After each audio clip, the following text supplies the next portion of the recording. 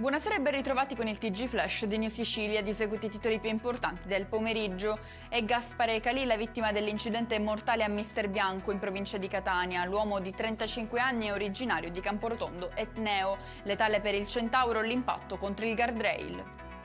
L'ASP di Trapani avvia i primi provvedimenti disciplinari nell'ambito dell'indagine relativa al ritardo nei referti istologici. Non si potrà procedere invece nei confronti di Domenico Messina, direttore di anatomia patologica, dal momento che il medico è in pensione da novembre scorso. Finiscono nei guai due coniugi arrestati a Milazzo, in provincia di Messina, con l'accusa di spaccio, determinante il ritrovamento di cocaina nell'abitazione, dove la coppia aveva installato anche un sistema di videosorveglianza con l'intento di potersi dedicare all'attività illecita senza essere scoperta.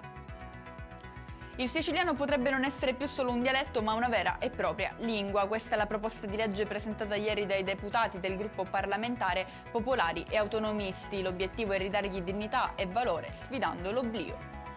In chiusura le previsioni meteo per domani in Sicilia. Sarà una domenica all'insegna del sole e del bel tempo, un vero e proprio addio alla tempesta Ines che ha investito l'isola giovedì scorso, temperature in aumento in tutta la regione.